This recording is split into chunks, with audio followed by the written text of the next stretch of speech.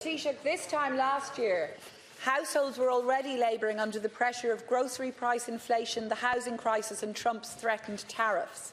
Since the outset of Trump's illegal war on Iran and in the Middle East, and with no end in sight to Russia's bombardment of Ukraine, things have got worse. And you've rightly just described the situation we're in as a massive global energy shock. But in this shock, struggling households are left wondering when they will get some real reprieve from your government. PAYE workers are not seeing the benefit of a multi-million euro sectoral support package. Taoiseach, in response to my Labour colleague Jed Nash's question last week, the Taoiseach ruled out a mini-budget for our communities. Today, we're told that officials are scrambling to design one-off supports, retrofit grants, energy tweaks, all signs pointing to a sort of mini-budget. As the saying goes, if it looks like a duck and quacks like a duck, it might just be a duck. But in this case, a very lame duck, Taoiseach. Very lame, because what we're seeing is not a coherent plan. You talk about a strategic response. Where's the strategy in the series of ad hoc measures you're formulating? They appear to be cobbled together in response to political pressure. To borrow another animal metaphor, you're playing whack-a-mole. You've no clear vision for how to support working families through this deepening cost of living and energy crisis. Would it not be more honest to call your response what it is, a mini-budget but released in segments? Call it what it is, let people then judge it on its merits. Families are already stretched to breaking point. You know there are more than 320,000 households in arrears on electricity, 180,000 behind on gas bills, highest levels on record. Homeless figures, highest on record. Grocery prices rising week on week. Insurance, housing, education costs all up. And what has your government done?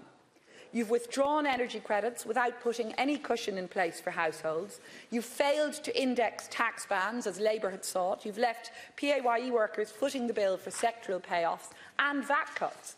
There's no evidence they will achieve anything other than costing the exchequer. And now, as inflation threatens to surge again, the Finance Minister is kite-flying.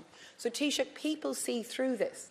They see a government that can find €750 million for sectoral supports while telling households to tighten their belts. They hear your talk of tax breaks on wealth, and they're struggling to find the money to cover food and heating costs at the end of the month. And that's why your approach is so frustrating. If you're doing a mini-budget in all but name, why not bring forward a coherent package? Why not take the options that we've proposed?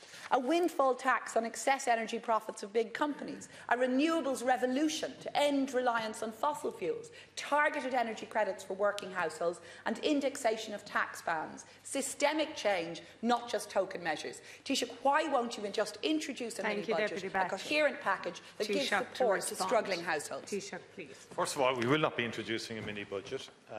And could I say to you at the outset that we have taken the strategic approach to this. The most fundamental approach we should take is an understanding of the impacts of this, not just the immediate impacts of this, but the medium-term impacts on our overall economic life, in terms of the impact on jobs, potentially, in terms of the impact on prices and so on. So we've announced $750 million. There is general relief in terms of the reductions in excise duty on diesel and petrol, which benefits PAYE and all workers and everybody who uses their car and so forth. And then there's a targeted approach in terms of families on low incomes, in terms of the extension, as we did, of the fuel allowance. And then in terms of food production and everything to do with food production, and also in terms of the broader haulage logistics supply industry, which is critical for all of us. Now, that is being strategic. Because we're an exporting island, small island, we export 90% of what we produce. And so it's essential that the logistics, supply chain, haulage is enabled to do its business and assisted in doing that in terms of the measures that we're bringing in and that were approved by government today, but were announced, as you know, as part of the $750 million package. And they will mean a lot for hauliers. They'll mean a lot for people who transport goods and services, and also it'll mean a lot for fishers, for example, who need support and need help, farmers and indeed contractors, and then the general public through the reduction in excise duties itself.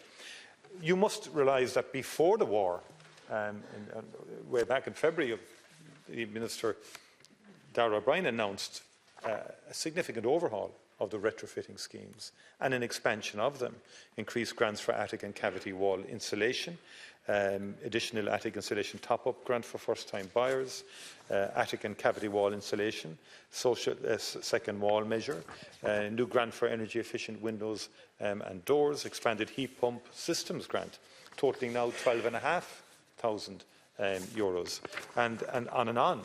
And the results of all of that is that about 29,000 people have applied in the first quarter alone, which is a substantial increase, I think, on last year. And so there's very good feedback from his approach, strategic approach, to the whole energy saving and insulation and so on, which has been quite significant over the last number of years in terms of the impact it has had on thousands and thousands of households across the country. And I agree with you, that is one of the more effective ways to cushion people and to help people to bear the brunt of what are very serious Deputy increases Bacik to in respond. energy costs. Thank you, Taoiseach. Deputy Bacik. Well, Taoiseach, I absolutely acknowledge that the energy shock, the particular energy crisis that we are now in, is of course caused by international events, in particular by Trump and Netanyahu's illegal war on Iran. And I think we're all conscious of that. It's how we respond that's the question. And two things. First, you acknowledge systemic change is needed. I think you did in your response to me. Absolutely, I agree. We need to change the way we work, we change the way we do business, change our reliance on fossil fuels. So we need that renewables revolution, and you didn't respond on that. And yes, it's welcome to see measures in retrofitting, but the upfront costs of fitting solar panels, for example, of installing heat pumps, these are massive for households, and there's far too little available. And the rollout of renewables, of our capacity to generate through onshore and offshore wind, far too slow. And we from opposition have supported efforts by government to speed up the pace, but we're seeing so little being done on what should be a huge, huge thing for us, the rollout of offshore and onshore wind generating capacity. And the second thing to say, Taoiseach, is that there are consequences to rolling out continuous series of support measures. People are not sure what's going on, they lack certainty, they lack clarity, and they are really concerned about how to pay for basics in this cost of living crisis. I wouldn't agree with you that it's too slow, Deputy. When you look at the response to the measures that Deputy O'Brien announced in February, I mean, over 1,730 applications for attic insulation. That's up 81% year on year. Over 1,000 applications for cavity wall insulation, up 62%. 350 applications for heat pump installations, up 95%. 7,000 applications for window and door upgrades. It's a new grant. Over 10,000 applications for solar PV. That's up 65% year on year. And over 1,500 homes at risk of energy poverty upgraded under the Warmer Home Scheme to the end of March at an average cost per home of $31,000. That's up 18%. 900 heat pumps installed to the end of March. A new grant for first-time buyers, 225 active applications. And new energy poor grants for attic and cavity wall, again, significant numbers. So, essentially, the revamp of this scheme and the overhaul of the scheme has resulted in a very, very significant increase in the numbers applying.